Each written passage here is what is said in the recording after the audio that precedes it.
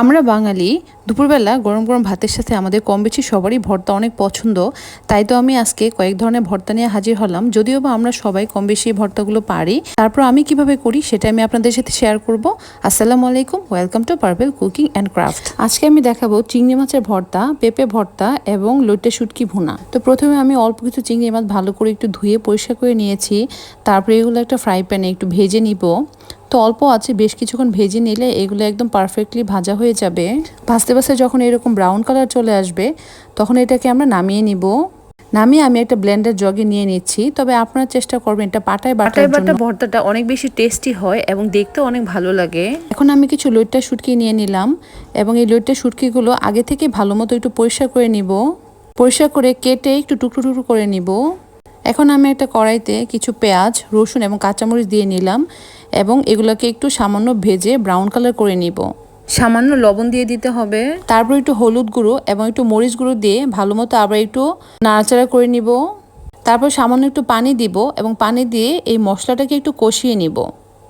কষিয়ে নেওয়া হয়ে গেলে আমি যে লইট্টা শুটকিগুলো ব্লেন্ডারে ব্লেন্ড করে নিয়েছিলাম সেগুলো দিয়ে দিব।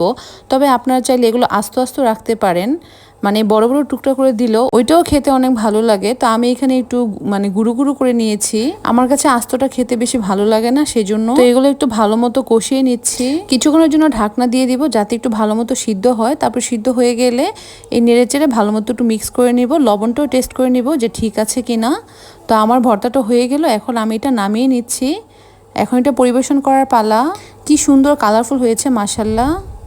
এখন আমি চিংড়ির ভর্তাটা রেডি করে নিব। তো আমি একটা কড়াইতে সামান্য পেঁয়াজ, তারপর কাঁচামরিচ এগুলো একটু ভেজে নিচ্ছি। তবে আপনারা চাইলে এটা না ভেজে শুধু কাঁচা পেঁয়াজ বা কাঁচা মরিচ দিয়েও করতে পারেন। তবে আমার কাছে মনে হয় একটু সামান্য তেলে ভেজে নিলে এটা বেশি টেস্টি লাগে। পেঁয়াজ আর কাঁচামরিচের মিশ্রণটাকেও আমি একটু ব্লেন্ডারে ব্লেন্ড করে নিব। তবে আপনারা চাইলে এটা পাটায় বেটে নিতে পারেন।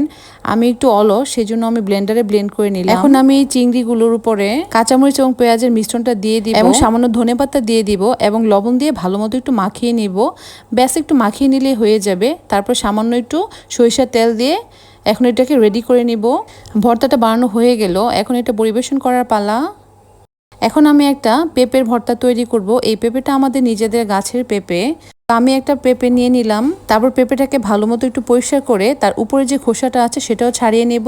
ছাড়িয়ে নেওয়া হয়ে গেলে পেঁপেটাকে আমি একটা পিস করে কেটে নিব এবং সেগুলোকে একটু পানি দিয়ে সিদ্ধ করে নিব। এই তো সিদ্ধ করে নেওয়া হয়ে গেল। এখন এটা যেহেতু গরম, তো আমি এটাকে একটু ম্যাশ করে নিচ্ছি ভালো মতো একটা স্টিলের গ্লাস দিয়ে। এখন আমি ম্যাশড পেঁপের মধ্যে সেই পেঁয়াজ এবং কাঁচামরিচের মিশ্রণটাও দিয়ে দিব, সামান্য লবণ এবং ধনেপাতা দিয়ে ভালো মতো মাখিয়ে নিব এবং শেষ পর্যায়ে দিয়ে দিব একটু সরিষার তেল। ব্যাস আমার পেঁপের ভর্তাটা রেডি হয়ে গেল। আসলে ভর্তা পারে না এরকম মানুষ মনে খুব একটা খুঁজে পাওয়া যাবে না। আমরা সবাই কম বেশি ভর্তা পছন্দ করি, আর মাঝে মাঝে মাংস বা মাছ খেতে ভালো লাগে না, তখন আমি এই ধরনের কয়েক পদের ভর্তা আর ডাল করে নিই। দুপুরবেলা গরম গরম ভাতের সাথে এই ভর্তাগুলো খেতে খুবই অসাধারণ লাগে। যদি আমার ভিডিও ভালো লাগে তাহলে আপনারা একটা লাইক করে দিবেন। যদি ফেসবুক পেজ থেকে আমার ভিডিওটা দেখে থাকেন তাহলে আমার পেজটাকে একটা ফলো দিয়ে রাখবেন। আর যদি ইউটিউব থেকে দেখে থাকেন তাহলে আমার চ্যানেলটাকে সাবস্ক্রাইব করে রাখবেন। আর অবশ্যই সুন্দর সুন্দর কমেন্টস করবেন, কারণ আপনাদের কাছ থেকে সুন্দর সুন্দর কমেন্টস পড়লে আমার অনেক বেশি ভালো লাগে। ভবিষ্যতে আপনারা কি ধরনের রেসিপি আমার থেকে দেখতে চান সেটা অবশ্যই কমেন্টস করে জানাবেন। অনেক বেশি শুভকামনা, সবাই অনেক বেশি ভালো থাকবেন। আল্লাহ হাফেজ।